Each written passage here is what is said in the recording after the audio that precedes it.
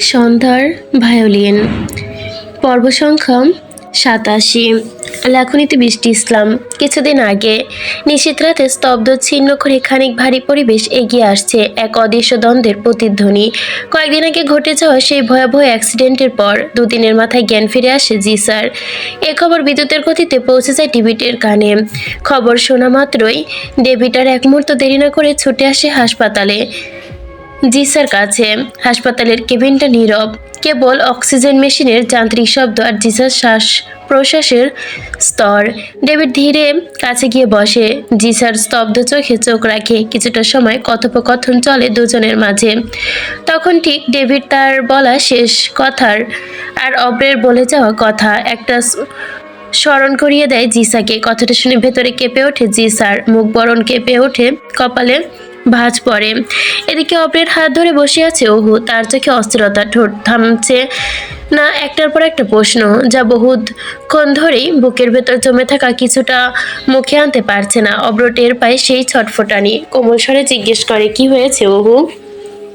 ওহু একটু থমকে ঠোঁট চেপে ধরে, তারপর মৃদু কণ্ঠে জবাব দেয়, একটা কথা বলবো, রাখবেন তো? অব্রের চোখে একগাল স্নেহ জমে। সে দৃঢ় স্বরে বলে, রাখার মতো হলে অবশ্যই রাখবো, তুমি বলে ফেলো। বাকিটা আমার হাতে ছেড়ে দাও। আচ্ছা, ওই দিন জিসা মেয়েটা এখন কোথায়? অব্র কিছুটা চমকে ওঠে জিসার নাম ওহুর মুখে থেকে শুনে। হাসপাতালে আছে, এখনো অজ্ঞান অবস্থায়। আপনি ওই মেয়েটাকে কিছু করবেন না প্লিজ। অব্র ভুরু কুচকে বলে ওঠে, কেন? তোমার সাথে করা অন্যায়ের হিসাব এখনো নেওয়া বাকি, মাটির নিচে পুঁতে ফেলবো আমি তাকে। এ কথা শুনে ওহু হঠাৎ অব্রের হাত টেনে ধরে মাথার ওপর রাখে, চোখের জল ফেলে ভীষণ কণ্ঠে অনুরোধ করে, বুলি ছুঁড়ে, আপনি আমার মাথায় হাত রেখে বলেন, আপনি মেয়েটার কোনো ক্ষতি করবেন না। কি হলো, বলছেন না কেন কোনো কিছু? শেষমেশ অব্র মাথা ধীরে নাড়ায়, সম্মতি জানায় ওহুর কথায়, কণ্ঠে তার পিপাসা নেই। আমি কেবল মৌন প্রতিজ্ঞা করছি, কথা রক্ষা করবে ওহুকে, তার ভালোবাসাকে দেওয়া এই কথাটা আমি মানব। এরপর সেই রাতের পর থেকে অব্র চূড়ান্ত সিদ্ধান্ত নেয়, অব্র জিসার সঙ্গে সমস্ত সম্পর্ক ছিন্ন করবে। ডবল এ গ্যাংয়ের খাতিরে যতটুকু যোগাযোগ ছিল তাও ঘৃণাভাবে প্রত্যাখ্যান করবে। জিসা নিজের দল থেকে বের করে দিবে, কিন্তু তাকে হত্যা করবে না। জিসাকে জানে বাঁচিয়ে রাখবে। বর্তমান এক দীর্ঘ গভীর ঘুমের চাদর ঘিরে রেখেছে অব্র। ধীরে ধীরে চোখ মেলে তাকালো, চোখের পাতা এখনো ঝুলে আছে স্বপ্নের ধুলো, শোল জুড়ে অলসতা, তবুও মন যেন কিছু একটা খুঁজছে। পাশ ফিরে তাকাতে বুকের ভেতর হালকা কম্পন যেন কমল। নজর গেল তার জানালার দিকে। কাচের খোলা জানালার পর্দা সরানো। হাওয়ার প্রবল ঢেউ এসে রুমের ভেতর পড়তেই ছড়িয়ে যাচ্ছে বর্ষণের মতো অজানা আহ্বান। বাইরের আকাশ শুনশান, ধূসর মেঘে ভারী। কোনো এক অনিবার্য মুহূর্তে সে সামনে দাঁড়িয়ে রয়েছে। ঠিক তখনই অব্রের চোখে ধরা দিল এক অদৃশ্য মায়াজাল। জলভেজা পায়ে রুমে এসে ঢুকেছে ওহু, সদ্য শাওয়ার সেরে ফেরা। ভেজা ত্বকে পানি টুপ টুপ করে ঝরছে এখনো। সাদা নীল ছাপার সালোয়ার কামিজ গা ঘেঁষে নেমে আসছে, কাঁধের ওপর একপাশে ওড়না ঝুলে আছে, মাথায় তোয়ালে পেঁচানো, কিছু চুল ছুঁয়ে আছে গায়ের ঘাড়, আর ভেজা চুলে আটকে আছে নরম বৃষ্টির স্নাগ্ধ গন্ধ। অব্র কিছুক্ষণের জন্য নিঃশ্বাস নিতে ভুলে গেল বোধহয়। চোখ দুটো স্থির ওহুর গায়ে জলরেখা নামা বিন্দুগুলোর গহনে। তার দীর্ঘ বিশাল দেহ উদাম, পরনে একটা কালো রঙের ট্রাউজার, বলিষ্ঠ বুকের ওপর ঘামে রেখা, ঘাড় বরাবরই নেমে আসে পুরনো ব্যান্ডেজ, যেখানে রক্তের হালকা দাগ এখনো স্পষ্ট। ওহু অব্রকে দেখে থমকে গেল, চোখ নিচু করে তড়িঘড়ি করে দৃষ্টি থামালো। বলিষ্ঠ বুক হতে প্রস্থান বুক জুড়ে লোমে ভরা। ওহু স্মিত লজ্জায় বলিষ্ঠ হলো প্রশস্ত বুক দেখে। কি করছেন আপনি? প্লিজ যেতে দিন আমাকে। অব্র ওহুর হাত চেপে ধরতে অস্পষ্ট স্বরে বলে উড়ালো ওহু, কিন্তু অব্র কিছুই বলল না। তার গভীর চোখ দুটো ওহুর অন্তরমন পড়ে নিচ্ছিল। এক ধাক্কায় এগিয়ে এসে ওহুকে নিজের দুই বাহুর মধ্যে আটকে ফেলল। তার গায়ের উষ্ণতা ওহুকে কাঁপিয়ে তোলে। ওহুর মাথা থেকে তোয়ালে খুলে ফ্লোরে ফেলে দিল, ভেজা চুলে মুখ ডুবিয়ে দিল। অব্রের ভাষ্যমতেও হুর চুলের গন্ধ তার ভীষণ প্রিয়, নেশা ছড়িয়ে দেয় যেন চুলগুলো। জাবরা ওকে বারবার টানে। ওহু ফিসফিস করে বলল, যেতে দিন না। অব্র কোনো উত্তর দিল না। হঠাৎই মুখ ঝুলিয়ে অহুর ঘাড়ে ঠোঁট ছুঁয়ে দিল। মৃদু কাঁপলো অহুর শরীরটা। কিছু বোঝে ওঠার আগে অব্রহুকে দুহাতে কোলে তুলে নিল। পালঙ্কের দিকে এগিয়ে সে ধীর পায়ে জানালার পর্দা টেনে দিল। তাদের নিঃশ্বাস এখন আর আলাদা নয়। অব্রর হাতে জোড়ানো পুরনো ব্যান্ডেজ আবারও লালচে এক চিলতে দাগ ফুটে উঠল। সেই ক্ষতটি স্পন্দন অনুভব করছে বোধহয়। পালঙ্কের চাদর ছড়িয়ে পড়ল নিঃসঙ্গে উত্তাপ। ভোরের অঝোর বৃষ্টি জানালার কাছে টোকা দিয়ে যাচ্ছে বারংবার। লন্ডনের নাইস ব্রিজ শহরে অবস্থিত মুন প্যালেসে নিঃশব্দের সময় নিজস্ব গতিতে এগিয়ে চলে। পৃথিবীর প্রতিটি মুহূর্ত এক একটা ঘূর্ণীয়মান দৃশ্যপট। সকালের নরম রোদ জানালার পর্দা ছুঁয়ে রুমের ভেতর ছড়িয়ে পড়েছে। সেই আলোয় অব্র রান্নাঘরে নিজের হাতে রান্না করছে। গন্ধে ভরে উঠেছে সারা প্যালেস। অপু দাঁড়িয়ে আছে, দেখে মুচকি হাসছে। অব্র গ্যাস স্টোনে পাশে দাঁড়িয়ে নিখুঁত মনোযোগের সহকারে তরকারি লবণ মশলা মিলিয়ে দিচ্ছে। রান্না শেষে একেবারে বসে দুজনে শান্তিতে খেয়ে সে প্রণয়ের রান্না। খাওয়া শেষে অব্র ধীরে ধীরে তৈরি হতে থাকে। সাদা রঙের একখানা শার্ট ইন করে পরে নেয়। গায়ের ওপর উঠে আসে একটি নিখুঁত কাঠের কালো ব্লেজার। কাঠের কালো ব্লেজার আবার কেমন হয়? যাই হোক, গলায় বাঁধা একটা লম্বা কালো টাই। সেই আধুনিকতার চাদরে এক অভিজাত পুরুষ। সকল প্রস্তুতি শেষে প্লাসে ছাড়বার মুহূর্তে দরজার কাছে এসে দাঁড়ায়। অহু তার পথ রোধ করে দাঁড়ায়, চোখে চোখ রেখে কিছু অভিমান কিছু উৎকণ্ঠা নিয়ে। গলার স্বর মৃদু। আজকাল আপনি কোথায় যাচ্ছেন বলুন তো? আমাকে বলে গেলে কি এমন সমস্যা হবে? আজকে কাজ থাকতে পারে, আমি জানি না তা, কিন্তু অত্যন্ত বলে গেলে তো আমি চিন্তামুক্ত থাকতে পারি। খুব তাড়াতাড়ি সব বলবো তোমায়। আর হ্যাঁ, আজ যদি ফিরে আসি তাহলে তোমার জন্য হয়তো একটা সারপ্রাইজ থাকবে। এখন চলি। আমার দুশ্চিন্তা করো না, খুব শিগগিরই ফিরবো। এই একটা কথা শেষে অব্র ঝুঁকে ওর কপালে একটু চুম্বন আঁকে। অব্র প্লেসের বাইরে বেরিয়ে চলে যায়। মুহূর্তে নীরবতে দাঁড়িয়ে থাকে ওহু। তারপর নিজেকে সামলে নেয়। সাদা রঙের এক টুকরো চাদর পেতে সে বসে পড়ে দেওয়ালে। সামনে ছড়িয়ে পড়ে লন্ডনের রূপালী আকাশ। সাদা নীল মেঘেরা ঘিরে ভেসে বেড়াচ্ছে, যেন কল্পনার রাজ্যের আহ্বান। বই খুলেও মনোযোগ দিয়ে পড়তে শুরু করে, কিন্তু মাঝে মাঝে বইয়ের পাতার ফাঁকে চোখে ভেসে আসে অদূর আকাশ। তার মাঝে খানমহলে ফোন করে ওহু। সবার সাথে হাসি মুখে কথা বলে নেয়, কিন্তু মাঝে মাঝে তার চোখে ভেসে ওঠে অব্রের মুখ। ইঘান শহরের এক প্রান্তে বিশাল এক প্রাসাদ, সাম্রাজ্যের মতো বিস্তৃত সেই পরিধি। অন্ধকার রাজ্যে ঢাকায় প্যালেসের নিচে গড়ে উঠেছে নিষিদ্ধ গহ্বর, যার নাম সুড়ঙ্গ কুঠুরি। মাটির অনেক অনেক গভীর হতে এই কারাগার নরকের প্রতিস্থাপিত। এখানে বন্দী শত শত রুহু, কেউ জীবিত, কেউ মৃত, কেউ আদমিত। জীবনের শেষ চিহ্নটুকু মুছে ফেলার জন্য, ভৎস করে দেওয়ার জন্য যেন রুহুটুকু আটকে রয়েছে এই পাপের রাজ্যে। বিন্দুমাত্র কেন্দ্রবিন্দু হয়ে দাঁড়িয়ে আছে এই অব্র, যে এসবের নেপথ্য কারিগর। আজ অব্র এসেছে পরিদর্শনে। দণ্ডায়মান বিশাল ফাটল অতিক্রম করে সোজা নেমে গেল পাতালে। সেখানে দিনের আলো ঢোকে না, ঢোকে না মানবতার কোনো ছায়া। বদ্ধ শিকল, পেছনে বাঁধা হাত, মুখে কাপড় গোজা এক এক মানুষ যেন মাটি গুঁড়ো করে গড়া পুতুল। হে শিশু, কিশোর, যুবতী, নারী আছে অনেক। সবাই সমুদ্র পথে পাড়ি দিয়ে নিয়ে আসা হয়েছে অচেনা দেশ হতে। অপরাধের জাল জড়িয়ে বিক্রি করার জন্য আনা তাদের। অব্র বসলে এক পাথরের চেয়ার টেনে দুপা তুলে নিল সামনে, চোখে রাখলো বন্দীদের দিকে। কারো চোখে অনুভূতি নেই, দয়া নেই। অব্র ভুরু কুঁচকে ফিরে চায়, দেখে এক শিশু তার নিঃশব্দ প্রতিবারের মতো কাঁদছে। মুখে যেন লালা গড়িয়ে পড়ছে, চোখে আতঙ্কের রেশ। ছেলে নিঃসন্দেহে আফ্রিকার কোনো দেশের। কুচকুচে কালো, ক্ষুধায় কঙ্কালসার শরীর, তবু তার চোখে কি যেন এক আশ্চর্য দীপ্তি। অব্র এগিয়ে যায়, বসে পড়ল তার সামনে।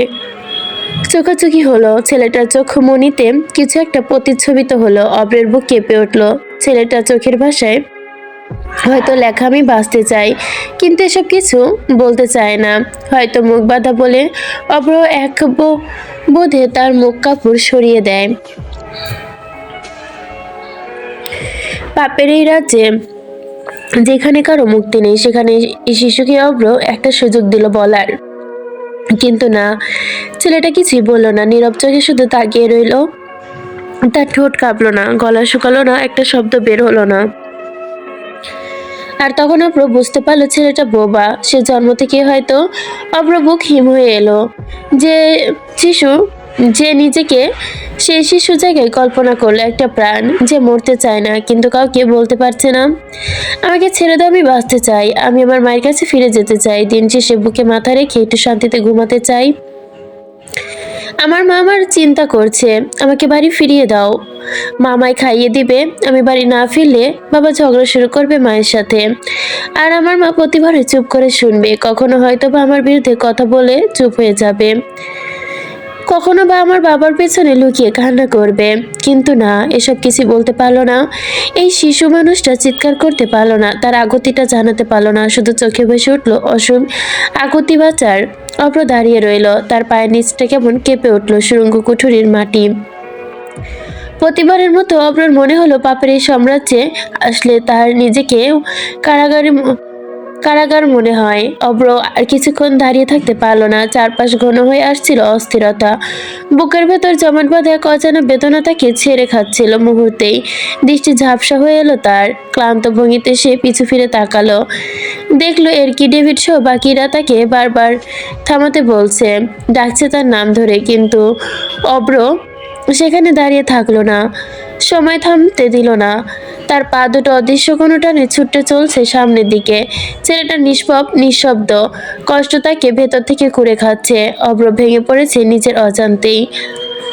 অব্র বেরিয়ে এলো সেই পাথুরে কারাগারের গহ্বর থেকে, তবু পেছনে রেখে এলো শত শত বদ্ধ আত্মা। থেমে গেল যেন তাদের ম্লান কণ্ঠস্বর। কোথাও যাচ্ছ?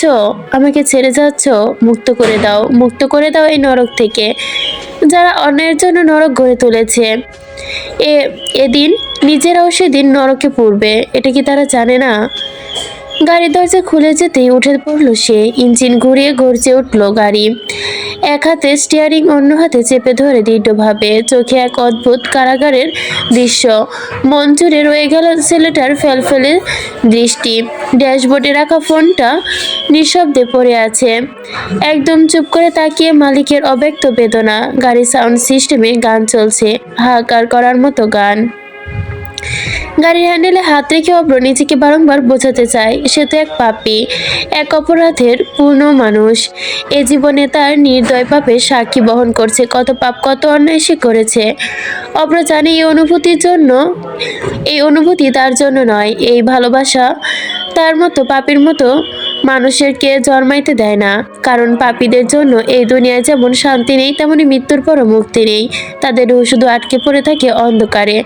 অব্র অন্তত প্রশ্নই জর্জরিত, তবে কি একজন পাপীর হৃদয়ে প্রেমের কুসুম ফোটে? তবে কি কঠিন পাথরের বুকে মায়া জন্ম নেয়? কে বলেছে ভালোবাসা শুধু পবিত্রর জন্য? অব্র তো জানে তার হৃদয় এক নারীর জন্য ভয়ঙ্করভাবে ভালোবাসায় পুরে পুরে ছাই হয়। তাকে দেখতে অব্রর বুক পুড়ে ছারখার হয়ে যাচ্ছে তার চণ্ডার জন্য। কিন্তু প্রশ্ন থেকে যায়, তাহলে কি অব্র শুধু সেই একজনের জন্যই বাঁচে? তার মা, তার বাবা তাকে প্রাণ দিয়ে ভালোবেসেছিল নিঃশর্তভাবে, তাদের কি সে ভালোবাসেনি? অব্র চোখের সামনে ভেসে ওঠে পুরনো স্মৃতির ছায়া, মায়ের কপালে টিপ, বাবার বলে দেওয়া দৃঢ় কণ্ঠের উপদেশ, তাদের ভালোবাসা, তাদের দেওয়া কত কিছু, হৃদয়ের নিংড়ানো সেই অক্লান্ত শ্রম। কপালে ঘাম জমতে থাকে তার। গাড়ির এসি চলছে, তবুও বুক পুড়ে যাচ্ছে অব্রর, গরমে যেন অস্বস্তি লাগছে তার। অব্র জানে এই অনুভূতি শেষ কোথায়, জানে ভালোবাসা তার জন্য নয়, কারণ সে এক পাপী। তবু তার ভেতরে আজ অন্যরকম ভালোবাসার আলোড়ন, এক অদ্ভুত দ্বন্দ্ব, ভালোবাসার পাপ, অভিমান আর অনুশোচনার আশ্রয়। ওহু তখন অপেক্ষা করছে, চাদর মুড়ি দিয়ে বসে আছে প্যালেসের নিচতলায়। সারা বিকাল জুড়ে অনন্তকাল মনে হচ্ছে তার, প্রতিটা মিনিট, প্রতিটা নিঃশ্বাস যেন কেবল অপেক্ষা করছে অব্র ফেরার। সন্ধ্যা ঘনিয়ে এসেছে, ওহু চোখ তুলে তাকাতেই দেখে অব্র অস্থির প্রতিচ্ছবি। কথার অপেক্ষা না করে অব্র সোজা প্যালেসের সিঁড়ি বেয়ে দোতলার দিকে ছোটে। ওহু বিস্ময়ে থমকে যায়। এই অব্র? কি সেই অব্র যে সারপ্রাইজের প্রতিশ্রুতি দিয়ে বসে রেখে গিয়েছিল? আমার সারপ্রাইজ কই? শব্দটা দেওয়ালে ধাক্কা খেয়ে ফিরে আসে অব্রের পিঠে, পা থেমে যায়, এক লহমায় ঘুরে দাঁড়ায়, কিছুক্ষণ নীরব থেকে কয়েক কদম পিছিয়ে আসে, এরপর ধীর পায়ে এগিয়ে যায় ওহুর সামনে। অস্থির মনটা গুছিয়ে সামলিয়ে নেয়। ওহু ধীর স্থিরভাবে তাকিয়ে রয়েছে তার দিকে। তোমার স্বপ্ন পূরণ হয়েছে ওহু, তুমি স্কলারশিপ পেয়েছো অক্সফোর্ড ইউনিভার্সিটিতে পড়ার জন্য। কিছু সব কিছু আমি তোমাকে এর জন্য গুছিয়ে রেখেছি, কালকে তোমার প্রথম ক্লাস। কথাটা শুনে ওহুর দুর্নিবার আলোয় ঝংকার খেলো, বিষময় আনন্দ আবেগ একসাথে ফেটে পড়লো, খুশিতে সে চিৎকার করে ওঠে। তারপর মুহূর্তে ঝাঁপিয়ে পড়ে অব্রের বুকে, জড়িয়ে ধরে তাকে। কিন্তু সেই আলিঙ্গন, সে হাসি অব্রের হৃদয়ে যেন দাবানলের মতোই নেমে আসে, বুক পিঞ্জরায় জ্বলে ওঠে এক ভয়াবহ অনুভূতি। আবারও সে দগ্ধ হয়ে ওঠে নিজের আগুনে। এই গোপন, এই প্রেম, এই সফলতার মাঝে দাঁড়িয়ে আছে ভিতরে এক কষাঘাত পাপের অনুভূতি। এই পাপীর হৃদয়ের ভালোবাসা এমন আগুনে জ্বলে উঠবে, তা তো শুধু ছাই করে দিবে সমস্ত কিছু। কারণ তার অব্রের হৃদয়ে পাপ, তার চণ্ডবালার দুটো একে অপরের বিরোধিতার জন্য। পাপ ছাড়লে অব্র বাঁচবে না, তাকে মেরে ফেলবে গুপ্ত ডাকাতরা। আর চণ্ডবালাকে ছাড়লে অব্র নিজে মরে যাবে দম আটকে। কঠিন অনুভূতির চোরাবালিতে ফেসে গেছে অব্র, ফেসে গেছে। নিঃশব্দ সকাল ধীরে ধীরে ছুটতে চলেছে মন প্যালেসের প্রতিটি রুমে। জানালার পর্দা, বিছানার সাইড টেবিল, অ্যালার্ম ঘড়ি একটানা বেজে চলেছে। একই ধরনের ধৈর্য যদি ছড়ানো শব্দ নিঃসঙ্গ ঘুমের বুক চিরে ঘোষণা করছে নতুন দিনের সূচনা। একটু থেমে রইল সে, সময় যেন দাঁড়িয়ে আছে কয়েক সেকেন্ড মুহূর্তের জন্য। ধীরে ধীরে অব্র তার শরীর থেকে কম্বলটা সরিয়ে ফেলে, চোখ কসলাতে কসলাতে তাকায় স্থির দৃষ্টি পাশে ঘুমন্ত ওহুর দিকে। ভিন্ন নয়, প্রতিদিনের মধ্যে অভ্যাস, একই চিত্রে পশুবহুলে উষ্ণ বক্ষস্থলে। অব্র কিছু সময়ের জন্য স্থির চোখে চেয়ে রয় ওহুর দিকে। আজকের সকালটা ভিন্ন। আজ ওহুর ভার্সিটিতে প্রথম ক্লাস। সকাল 9টার মধ্যে পৌঁছাতে হবে তাকে অক্সফোর্ড ইউনিভার্সিটির প্রাঙ্গণে। কিন্তু নাইটস ব্রিজ থেকে সেখানে পৌঁছাতে গড়ে 2 ঘন্টার মতো সময় লেগে যাবে। অব্র নরম হাতে ওহুর গাল স্পর্শ করে, স্নেহময় সেই স্পর্শে খানিকটা নড়ে চড়ে উঠল ওহু। অব্র ধীরে ধীরে ভাঙা গলায় ডাকে, ওঠো ওহু, সকাল হয়ে গেছে। ওহু পরপর অনেকবার ডাকলো। ওহুর চোখের পাতাগুলো ধীরে ধীরে কাঁপতে লাগলো। তন্ডা ভাঙার মুহূর্তে স্বপ্ন আর ব্যস্ততা একে একে অন্যের সাথে গুলিয়ে যায়। ধীরে ধীরে সকালটা খুলে যেতেই লাগলো দুজনের সামনে। প্রথমেই অব্র ঢুকলো শাওয়ারে। হালকা ধোয়ায় ঢাকা বাথরুম থেকে ভেসে এলো গরম পানির শব্দ। কিছু সময় পর ওহু শাওয়ার শেষ করে ফিরে এলো রুমে। চায়ের লোভ সামলাতে পারল না ওহু। অব্রের জন্য রেখে যাওয়া সে কাপ থেকে এক চুমুক চা নিয়ে ফেললো। হালকা গরম চায়ের ছোঁয়ায় তার ভীষণ ভেতরে প্রশান্তির নামলো যেন ঢেউ। তারপর দুজন মিলে বেলকনি এসে দাঁড়ালো। বাইরে আকাশ জুড়ে মেঘের সমারোহ। একটু সময় পর উপভোগ করলো দুজনে বসে পড়লো বেলকনির কাঠের চেয়ারে। তাদের হাতে ধরে রাখা চায়ের কাপ, এখনো ধোয়া উঠছে তা থেকে। নাস্তা শেষে ক্ষণে আবছালোয় মোড়ানো সকালের শুরুবম্ব হলো। টেবিল থেকে ধীর ভঙ্গিতে উঠে দাঁড়ালো অব্র, মুখে গম্ভীর্য, চোখে চিন্তার রেখা।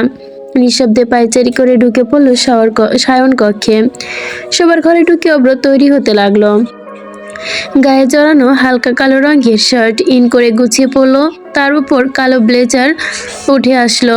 গায়ে ঝুলতে থাকা লম্বাটা টাই, তার মাঝে দীর্ঘ করে আটিসাটি শার্টটা হালকা খুলে নিল। নিঃশ্বাস যেন আটকে আসছিল তার। গলা জুড়ে ছড়িয়ে আছে ছোট ছোট চাপদাড়ি।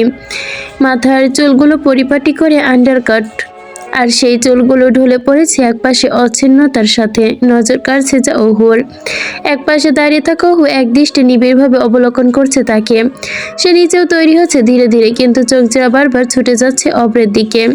তার ঠোঁটে খেলে যাচ্ছে এক মৃদু হাসি, একটু অবাক, একটু অভিমান, একটু প্রতিযোগিতামূলক। প্রয়োজন কি? মনের কোণে জাগলো প্রশ্ন। ঠোঁটের কোণে একখাদার রাগ প্রকাশ পেল। অব্র টেবিল থেকে নিচের ফাইলগুলো তুলে নেয়। ফাইলের ভেতর থেকে বের হয়ে এলো অক্সফোর্ড ইউনিভার্সিটির বড় কার্ড, যা শিক্ষার্থী স্বীকৃতি, পরিচয় ও প্রবেশের চাবিকাঠি। আমি বের হচ্ছি, আর একটু পর আশাফ এসে তোমাকে নিয়ে যাবে ভার্সিটিতে। এ কথা শুনে ওর মাথার উপর থেকে যেন ছায়া সরে গেল।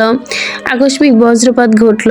চোখগুলো হতাশায় রেখা ফুটে উঠল, কপালের মাঝে ভাঁজ।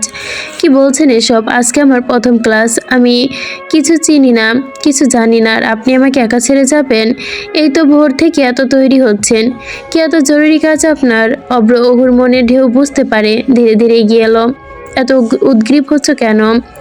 একটা গুরুত্বপূর্ণ কাজ আছে আমার, তাই আজ তোমাকে নিয়ে যেতে পারবো না। ওর ঠোঁট জোড়া কেঁপে ওঠে। কি এমন কাজ প্রতিদিন থাকে আপনার, বলুন তো? কিন্তু আবরের অভিমান ভাঙানোর কোনো চেষ্টা নেই। এক নাগাড়ে কোমল লতায় তাকে নিজের বুকে জড়িয়ে নিয়ে আওড়ালো। আজ কি কাজ আছে তা আজকেই জানতে পারবে, তারপর আর কোনো অভিযোগ থাকবে না তোমার। আমার প্রতি নয়, নিজের প্রতি অভিযোগ হবে তখন।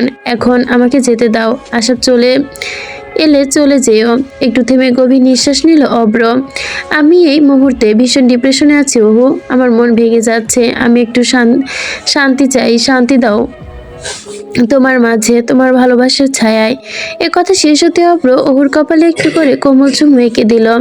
তারপর কোনো কথা না বলে শুনেই অব্র রুম থেকে বেরিয়ে এলো। ও চুপচাপ দাঁড়িয়ে দরজার কাছে, পেছনে ফেলে আসা অব্রের কণ্ঠের প্রতিধ্বনি হৃদয়ে তীরের মতো আঘাত করেছে। সে আর কিছু বলে না, তর্কেও যায় না। হৃদয়ের ভেতর জমানো ভালোবাসার ভরে দাঁড়িয়ে আছে নিঃশব্দে। এদিকে অব্র ধীর পায়ে প্যালেস থেকে বেরিয়ে আসে। অব্র চলে যাওয়ার পর যেন সময় থমকে দাঁড়ায়। জানালার পর্দা হালকা বাতাসে দুলছে, ঘড়ির কাঁটা তার নিজস্ব নিয়মে এগিয়ে চলেছে।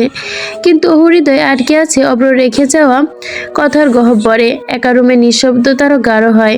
অনেকটা সময় পর সদর দরজায় কড়া নাড়ে আসা পরিচিত ভরাট কণ্ঠে ওর হুঁশ ফিরে। ওহু প্রস্তুত তুই? ওহু কথা না বলে ধীরে ধীরে দরজা খুলে বেরিয়ে আসে। চোখে মুখে ক্লান্তি, শালীনতা অটুট, গলায় অভিমান ঝুলে আছে। চটপট গাড়িতে উঠে পড়ে সে। আশাব স্টিয়ারিংয়ে বসে গাড়ি স্টার্ট করে। পেছনের সিটে বসে থাকা ওহু চুপচাপ জানালার বাইরে দৃশ্যপট চোখে দেখে ভুলিয়ে যাচ্ছে। তার চোখে শত প্রশ্ন, শত না বলা অনুভব। আশাব অপরের বিশ্বস্ত সহচর এবং পরমাত্মীয় স্নেহে ভরপুর একজন মানুষ। বুঝে সে ওহুরে নীরব অভিযোগ। চুপচাপ কিছু দূর যাত্রা চলার পর কথার খাতিরে খানিক হালকা আলাপ জমে ওঠে। খানমহলের প্রসঙ্গ আসে। ওহু হঠাৎ বলে ওঠে, উনি তো মহলে সবার সাথে কথা বলে, হাসি মুখে মিশে থাকে, কিন্তু বড় চাচার সাথে একদিনও একটা কথাও বলেনি। এড়িয়ে চলে সব সময়। আশাব মৃদু হেসে বলে, কখনো কখনো নীরবতাও কৌশল হয় ওহু। এভাবে প্রায় 2 ঘন্টা দীর্ঘ পথ জার্নি করে। গাড়ির গতি ধীরে ধীরে কমে আসে। রাস্তার পাশ দিয়ে উকি দিতে প্রাচীন ইতিহাসে নীরব সাক্ষী সেই স্থাপত্য, সেই কালচিহ্ন নিমেষে দেখতে পায়। বিশাল গম্ভীর্য, প্রাচীন রাজকীয় সৌন্দর্যে মোড়া অক্সফোর্ড ইউনিভার্সিটি। ভবনগুলোর দিকে তাকিয়ে চোখ স্থির হয়ে যায়। পূর্ব দক্ষিণ কোণে এক দৃশ্যমান প্রবেশদ্বার। সে ক্যাম্পাসে পা রাখে তখন বুঝে বুকের পাঁজর কেঁপে ওঠে। চিন্তা, বিস্ময়, স্বপ্ন আর একরাশ গর্বে। আশা পেশে দাঁড়ায় পাশে। এক বড় ভাই, এক অভিভাবক, এক পথপ্রদর্শক হিসেবে প্রেরণা দেয় ওহুকে। এই জায়গায় এখন থেকে তোর লড়াইয়ের মঞ্চ ওহু। জয় কিংবা ব্যর্থতা, সবকিছু শুরু এখান থেকে। ওহু মাথা নিচু করে হালকা দোলায়।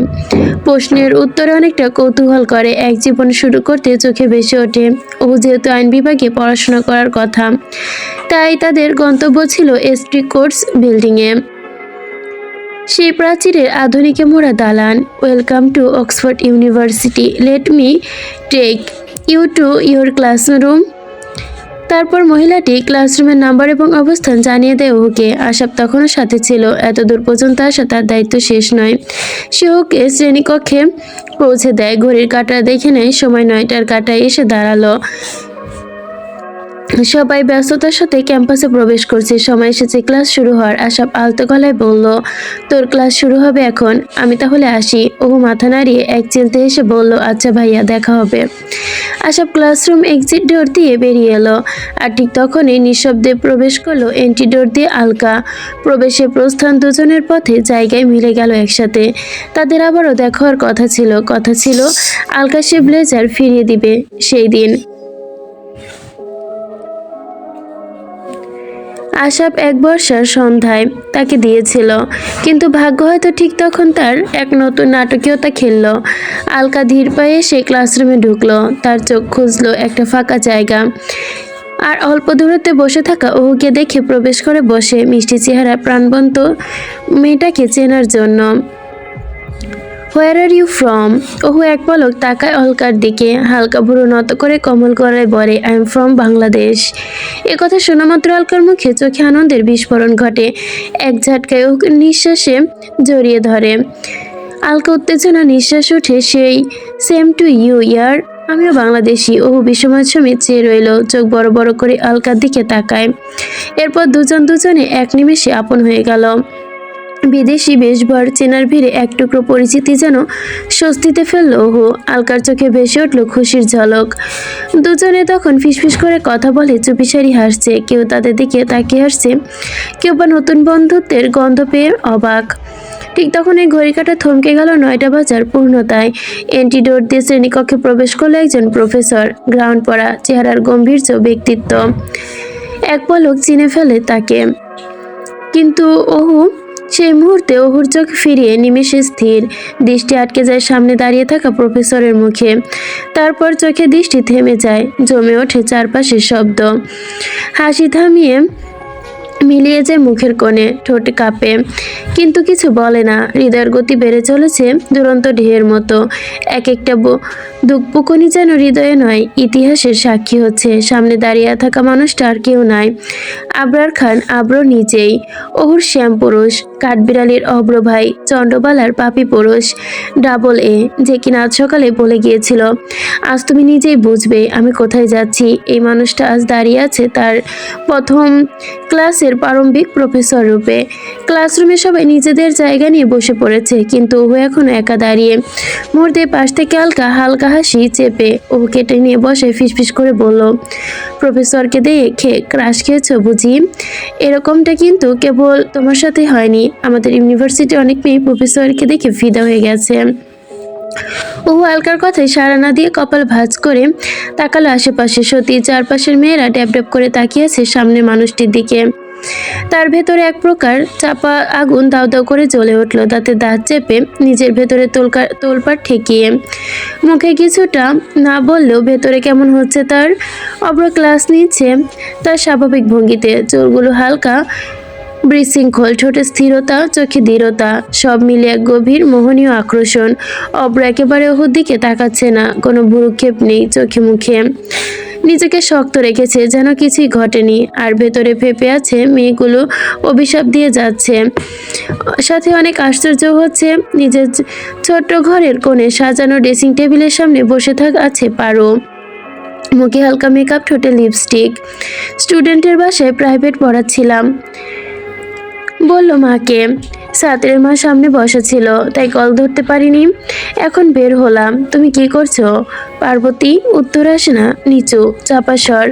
বইয়ের মতো সেজে বসে আছি, বাইরে পাত্র অপেক্ষা করছে, দেখতে এসেছে। কথাটি শোনা মাত্রই প্রতিধ্বনি পূর্ণমের হৃদয়ে ভেতর যেন আঘাত হানলো। যাই হোক, এসব বাদ দাও, চিন্তা করো না, আমি তোমাকে ছাড়ছি না দেবদাস। দুপুরে খেয়েছো? পূর্ণাম হাত ঘষে চোখের কোণ মুছে নেয়, ভরা কণ্ঠে বলে, হ্যাঁ খেয়েছি। তুমি খেয়েছো? পারো এবার তাড়াহুড়ো করে বলে ওঠে, রাতে কথা বলবো, আমাকে ডাকা হচ্ছে। আর কোনো কথা হয়নি, ফোনটা হঠাৎই কেটে যায়। পূর্ণাম এক মুহূর্ত চুপ থাকে, বুকের ভেতরটা কেমন যেন হাহাকার করে ওঠে। সে এখন ফুটপাতের এক কোণে দাঁড়িয়ে, টং দোকানের বেঞ্চে বসে, পেটে খিদে এর আবেগ কেমন জানি যন্ত্রণা ছড়িয়ে রেখেছে। ভার্সিটি ক্লাস শেষ করে ছুটে এসেছিল প্রাইভেট পড়াতে। আজ ছাত্রের মা কিছু খেতে দেয়নি, এখন একটা টিউশনি বাকি, বাড়ি ফেরা যাবে না। সকাল থেকে কিছু মুখে তোলেনি, পকেট থেকে মানিব্যাগ বের করে মাত্র 50 টাকার একটা নোট পড়ে আছে। সকালে বের হওয়ার সময় ছোট বোন পূজা অনুরোধ করেছিল একটা রাফ খাতা এনে দিতে, তাই টাকাটা আবার নিঃশব্দে রেখে দেয় মানি ব্যাগে। পেটের ওপর হাত রেখে ধীরে ধীরে হাঁটা শুরু করে পরবর্তী ছাত্রের বাসার দিকে, যদিও সেখানে 1 কাপ চা আর কিছু বিস্কুট জোটে। রাস্তার ধারে ধীরে ধীরে হাঁটতে থাকে পূর্ণম একা। গোধূলি আলো তার মুখে এসে সোনালি বিষণ্ণতা ছড়িয়ে দিচ্ছে। মনে মনে সে ভাবছে আজ পারুকে কেউ এসে দেখে যাচ্ছে, আর সে যে কেউ কিছু করতে পারছে না, কিচ্ছু না। কিন্তু সে না পারাটার ভেতরে ও পূর্ণম নিজের বুক ফুঁড়ে যন্ত্রণার দহন গোপন করে রাখে, কাউকে কিছু বুঝতে দেয় না। কখনো হয়তো রাতের আধার শেষে ডুকরে কেঁদে ওঠে প্রিয়তমার ছবি বুকে জড়িয়ে, খুব শক্ত করেই জড়িয়ে।